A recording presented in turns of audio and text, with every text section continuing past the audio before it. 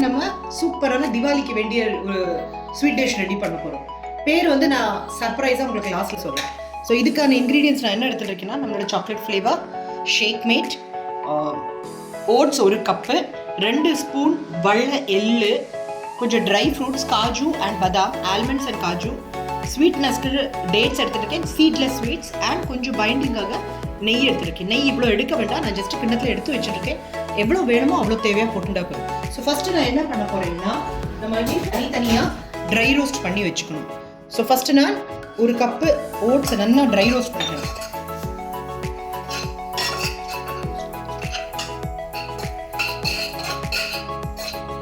எள்ளு வடிக்கிற வரை நம்ம வறுக்கணும். ஏன்னா எள்ளு வந்து உடம்புக்கு ரொம்ப நல்லது, நம்ம போன்ஸுக்கு.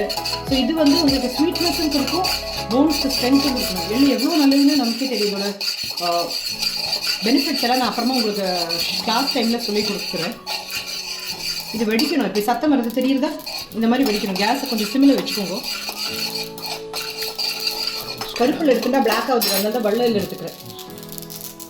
अभी कढ़ाई गर्म हो गया है पूरा, एक बार दोनों को रोस्ट कर ले, टेस्ट अच्छा है.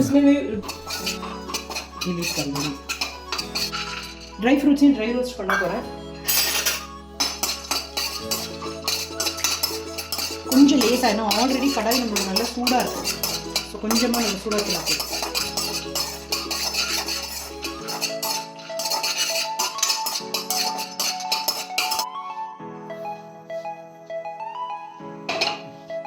எனக்கு சாக்லேட் ஃப்ளேவரில் எடுக்க போகிறேன். இப்போ பொண்ணுக்கு சாக்லேட் ஃப்ளேவர் ரொம்ப பிடிக்கும். நீங்கள் எந்த ஃப்ளேவர் வேணால் நம்மளோட பிடிக்கலாம். பான் ஃப்ளேவர் போட்டோம்னா அந்த பான் லட்டு ஆகிடும். நான் இப்போ பண்ணுறது வந்து சாக்லேட் லட்டு. ஸோ நான் கலரும் வந்துட்டு நமக்கு நான் 2 ஸ்கூப் சாக்லேட் ஃப்ளேவர் போட போகிறேன்.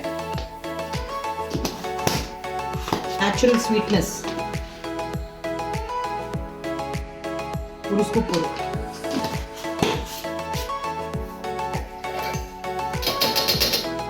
நல்லா பொடிக்கும். டேட்ஸை போடணும்.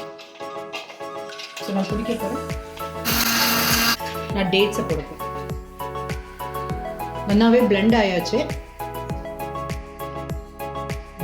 நல்லா சாஃப்டாக இருக்கு.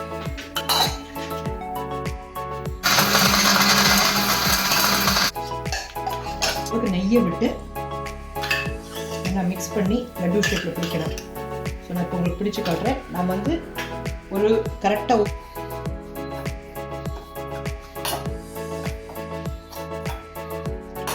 உங்கள்கிட்ட மோல்ஸ் இருந்தால் மோல்டு ஷேப்லேயே எடுக்கலாம். எனக்கு லட்டு எங்கிட்ட மோல்ஸ் இல்லை, அதனால நான் லட்டு ஷேப்பில் பண்ணிட்டு இருக்கேன்.